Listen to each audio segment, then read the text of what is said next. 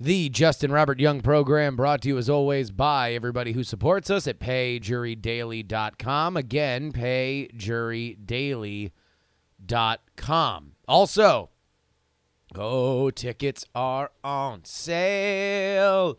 South by So Wasted 2019. It is a doubleheader live podcast in Austin, Texas. March 9th, Night Attack is joined for the first time ever in Texas. It's the Ice Cream Social. We have live musical performances by Dual Core, live musical performance by the Possum Posse, and so much more. Folks, you're going to want to be there. Tickets are only $18. bit.ly/Night Attack Austin. But enough of talking about how we support the show. What do you say we just do the damn thing?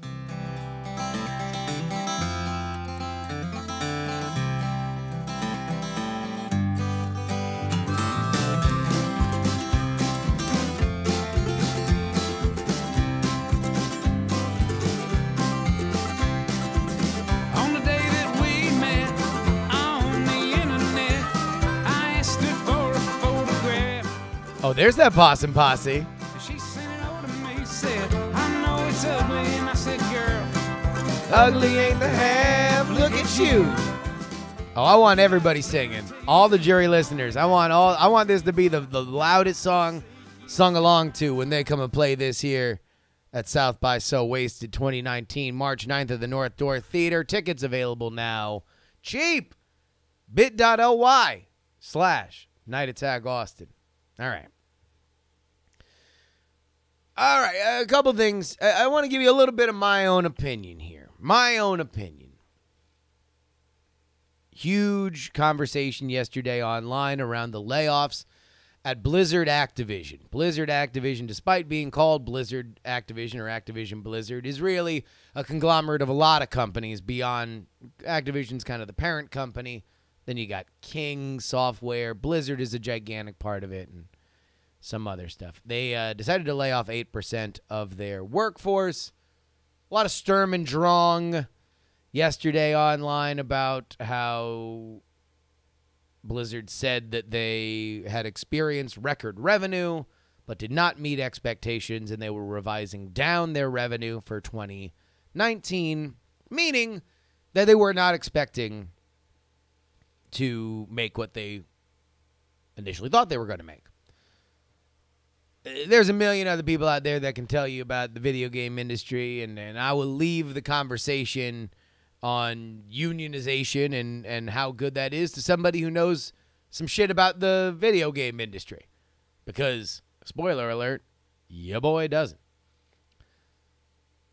But I will tell you about a little lesson that I learned. A very young and impressionable Justin Robert Young once learned himself a lesson doing what I believe is America's greatest artistic export. Yes, friends, here's a little bit of life advice. And I will tell you, this is life advice. And I'm not saying it's good. I'm not saying it's smart. I'm not saying it's healthy. But I will tell you life advice that has stuck with me since I was a child, and specifically has stuck with me about jobs. Friends, I take you back to the Monday Night Wars, and on WWF Raw, and I don't know if it was the War Zone or Raw is War, there was a sad sack of a man by the name of Dude Love. All he wanted was a friend. All he wanted was somebody to tag team with. And so he latched on. He imprinted himself on Stone Cold Steve Austin, the biggest star in the World Wrestling Federation at the time, and he wanted to be his tag team partner. He desperately wanted to be his tag team partner, and lo and behold, one day, Stone Cold comes to the ring, and he meets with Dude Love, and he says, all right, let's go ahead and team up. And just as Dude Love is at his happiest, just as Dude Love is at his most secure, this is the very definition of bridge building. This is faith rewarded. Dude Love extended, he fell backwards, and in this beautiful moment, Stone Cold caught him. This is friendship. This is trust. This is security. But my friends, it only lasted for that beautiful second because Stone Cold gave him a goddamn kick in the breadbasket, hit him with the stunner, and these are the lines that echo in my head forevermore. DTA, you stupid piece of trash. Don't trust anyone. Now, wrestling historians will be quick to fill in that not only did Stone Cold indeed eventually team with Dude Love, but Dude Love, a.k.a. Mick Foley, a.k.a. Mankind, went on to have yet another successful tag team, probably more iconic, with The Rock. But let's leave that to the wrestling nerds. Let's talk about jobs. Let's talk about security. Let's talk about what you can expect from an employer. Here's something else that I very much enjoy, an axiom from pop culture. And this one I have to give a hat tip to the Jalen and Jacoby podcast, and more specifically, Jalen Rose, who says that in life, and specifically in business, you don't get what you deserve. You get what you have the leverage to negotiate. Far be it from me to say that anybody at Blizzard or anybody in general who loses their job is losing their job fairly. I don't believe that we live in a meritocracy, nor do I believe that it is lack of effort that makes people unemployed. I do believe that the only way that you stay employed and stay getting paid is by making effectively repeated offers to your employer to let them know, I can do this for you. It will make you money. If you let me go, you will let go of that money. I am going to do things that will make sure you continue to make money, and I will scheme and dream more ways for you to do it. Of course, this is not a perfect system. There are many bosses that I will go ahead and understandably say are dog shit. They're trash humans who deserve nothing but pain and misery. And so, we can understand my philosophy. In my life, I have not had a lot of bosses. In fact, of my adult life, I have only really had 2 bosses that I didn't know, that I wasn't getting into business with a friend. One of them shorted me out of close to $5,000 on my way out the door in bonuses. I had earned the bonuses. The bonuses were late to be paid. And then as I quit, I said, hey, so you never paid me those bonuses. Can I maybe get like a fraction? You know, understand not everything, but maybe just a little bit. And the man looked me dead in the eyes and said, those are for people who stay. Fuck you very much. The second boss I didn't like all that much. Well, there were 2 bosses technically I really liked. One of them I didn't like the other one. Now, those were a little bit more complicated circumstances, but here's what I learned in that second situation. I made damn sure to let them know every time I was making them money.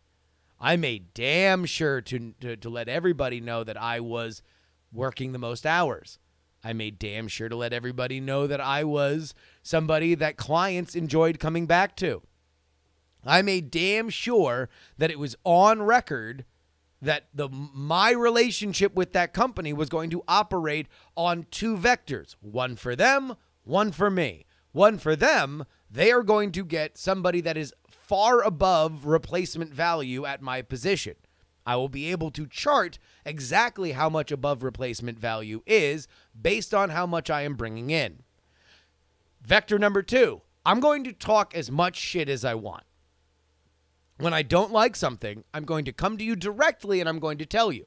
If you don't take my advice and I still think that you are doing something fucked up, I'm going to talk to everybody else about it. And if you don't like it, then understand that your recourse is don't make this money.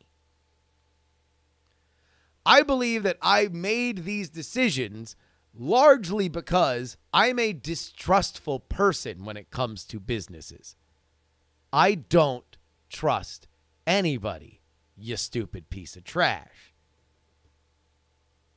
DTA is my motto, and I would recommend to everybody that no matter what, you understand as a part of a company, you are not a family. You are a player on a team that needs to look out for your own success. This is twofold.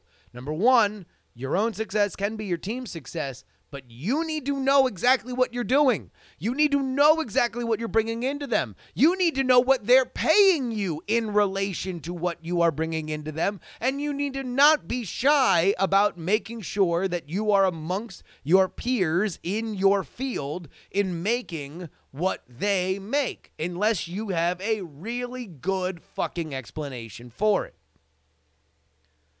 I can't do anything for anybody who has been fired. I can't do anything for anybody who has been laid off. I can't do anything for anybody who is being exploited by a shitty fucking business. And believe you me, businesses, in my opinion, are either shitty maliciously or cold. Bosses can be warm. Managers can be understanding. They're human beings. But at the end of the day, you need to make sure that when the cold spreadsheet shows what you're doing, that it's really fucking clear that you are not the motherfucker that they need to cut. DTA. Don't trust anyone. And with that, let's go ahead and get into the news.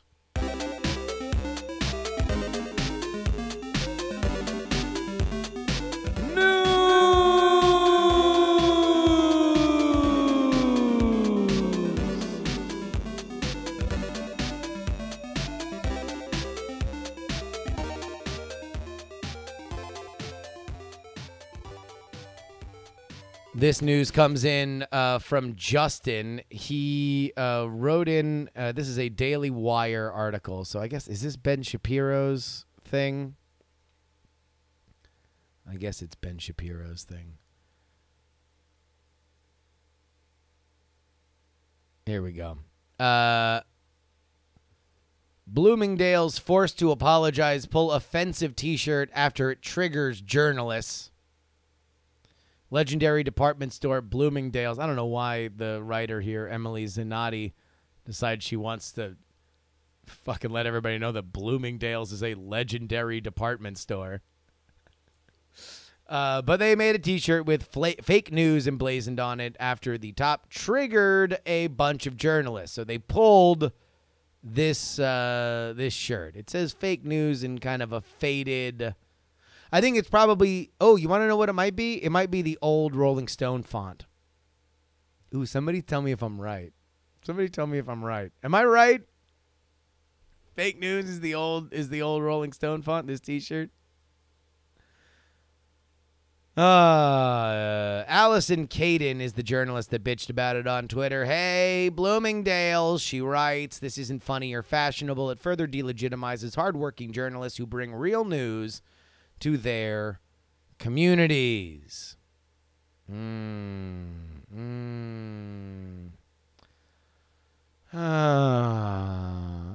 really mad about this? Can I ask you? You hear the story. I normally don't know these stories, but I'm going to tell you. I'm just gonna let you know. Who's mad?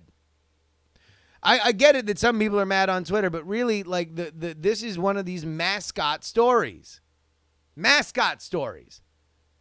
Because journalist is mad at something on Twitter is dog bites man. It is literally the absence of news. It is normal. Journalists get fucking annoyed with shit all the goddamn time. And now, since Twitter is 77% journalists, the fact that they're bitching about it there is not the end of the world. And yet, somebody bitches about it, and now the cowardly fucking Bloomingdale's decides, whoa, whatever sales are coming in on these fake news shirts, they're not worth the headlines. Pull them, James.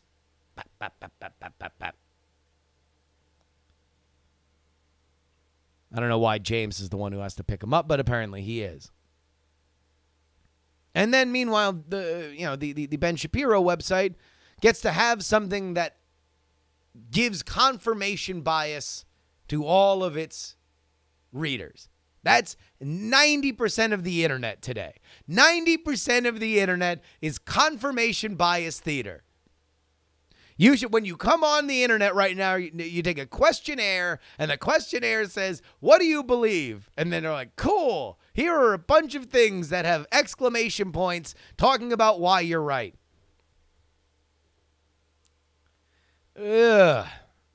And so what I want to ask is, who's really, really annoyed?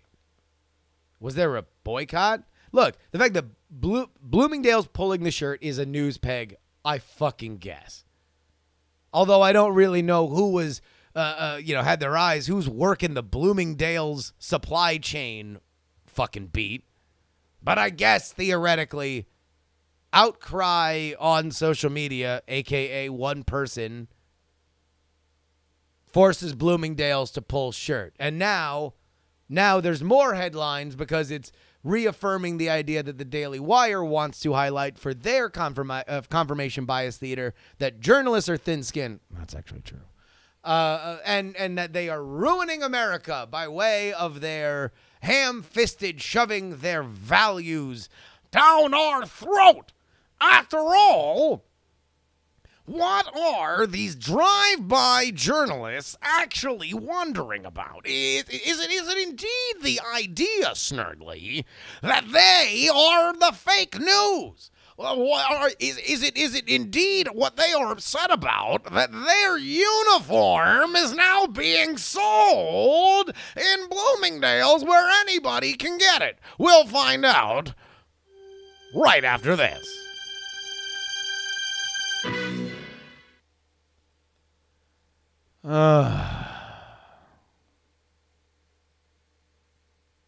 I don't get it. I guess I do. I do get it. Everyone loves to be right. Everybody wants to be right. We are doing nothing but wandering blind through these fucking dark woods. And we are feeling out around us, trying to see in an unseeable forest. And every once in a while, when we get some little hint, some tiny little fucking crumb that indeed we are on the right path, we treasure it, we celebrate it, we exalt it, we worship it. Yes! We found out what we wanted to hear. Hooray! Yeah. Maybe I can get cheered up. Maybe I can get cheered up once we go ahead and read the emails.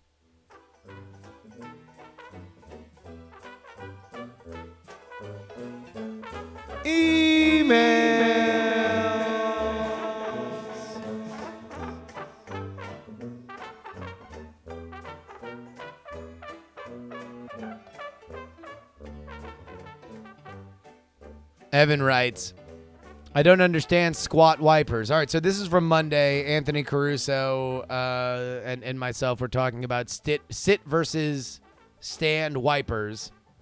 Of course, we did. We had to get an email about it. I don't understand you squat wipers. I'm a stand and wipe fellow myself. It's easier. Just try it right now. Stand up, reach around, and credit card your ass crack. Now do a squat and chop your melon. Even sitting and leaning requires engaging your core. Standing is by far the easier action.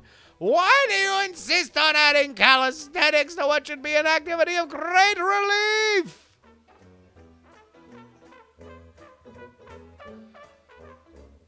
Look, man, there is an element of I just done did it my entire life, and that's what I'm going to keep done doing. But, Evan, you got to spread them cheeks. Come on. That's what I've never got. You got to have leverage, and you got to split that ham, baby. I mean, we're in a fairly specific nooks and crannies business when that's happening. You need to be assured that you get everything.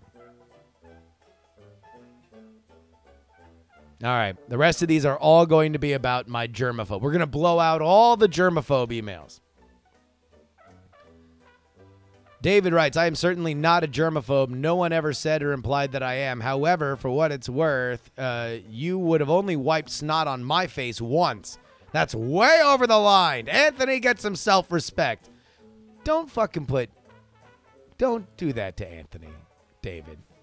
Look, we're all a fucking hero in our own mind. You don't know how devious I was in my youth. You don't know how shifty I was. That was the thing that I forgot. I forgot what a piece of shit I was. And I only did that to Anthony when we were in public places or his girlfriend at the time was around. If that's the case, then, So, okay, you would have swung on me. You want to make a scene at the all-you-can-eat sushi on University Drive? Huh? That's what you want to do? You want to get kicked out of one of our favorite restaurants? Because we're a bunch of rambunctious youths who don't tip? I don't know, David. Jonathan writes, nope, I don't consider myself a germaphobe. If it helps, I'm white and I live in the frozen tundra. Justin said, nope. Blake said, definitely not one of those OCD-level germaphobes, but totally notice when strangers sneeze near me and use paper towels to open public restrooms when leaving. Sean writes, I don't consider myself a germaphobe. I work in the food industry, so I definitely make sure I practice proper hygienic and sanitation habits, both at work and at home. But I don't take it any further than that. I literally just sneezed into my hand. While I'm doing a thing about germs. And finally, mhump23 said, not a germaphobe, but I've gotten more concerned with germs later in life and have taken some steps to use hand sanitizers a good bit. Here's a tale concerning your snot wiping story. When I was in college, me and a bunch of friends were playing football one day. One person playing was my roommate, Doug, who I have always considered to be the nastiest human I have ever met in my life. While playing, Doug suddenly felt the need to blow his nose. As per his usual method, he tilted his head back, closed one nostril, and let fly a snot missile. This particular time, it traveled a good 15 feet or more and struck me full force in the leg. A giant bloody booger that I proceeded to gag and retch over. When I got over it, I realized that Doug was rolling on the ground, laughing hysterically. I immediately ran at him and beat his ass, which in my opinion was well deserved. So in closing, Justin, if you or anyone ever does snot wipe on me, as Evander Holyfield once said, be prepared to take your whooping. A lot of keyboard warriors, man. A lot of keyboard warriors want to think that I can't fucking outfox you. That a teenage Justin Robert Young couldn't outfox you by boxing you in and putting you in a situation where you wouldn't want to swing on me, where it would be culturally inappropriate to want to swing on me. So tough. So manly. ¿Quién es más macho? Oh, ay, papi. Bad Billy said he's not a germaphobe. That's our final germaphobe email. Let me ask you a question, though. Let me ask y'all a question. A lot of you motherfuckers out here talking about how you're not a germaphobe, and I believe you. However,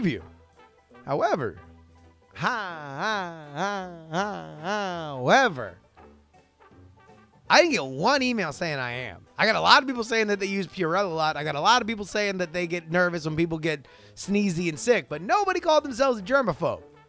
Is that like a bad thing? Is that crossing a line? Do people look at that as something that is not, to be done, not to be said about yourself? All right. I want you guys to go ahead and understand that you can email me, jurydaily@gmail.com. and more specifically, you please should email me. Email me about your business stuff. Email me about your reactions with shitty bosses. Email me your thoughts about staying with jobs, about being distrustful of jobs. Look, I haven't taken a lot of jobs at a lot of companies in my life. There's a reason why I have tried to do stuff myself, largely because I have trust issues. Because that's what Stone Cold said so. I fucked that one up, Stone Cold. Sorry. And that's the bottom line because Stone Cold said so. I want to thank our producers, Bill, Dustin, BioCow, Robert H., Brian C., M., Trey the Melodica Man, Adam, and middle-aged Mike. Again, the email, jurydaily@gmail.com, Twitter, Instagram, Snapchat, @JustinRYoung, and you can join our Discord, bit.ly/jury Discord. All right, folks, that about wraps it up for us. Till tomorrow. High thoughts tomorrow. I will remind you politely to please give a round of applause to Mr. Wacky, but more specifically, please don't die!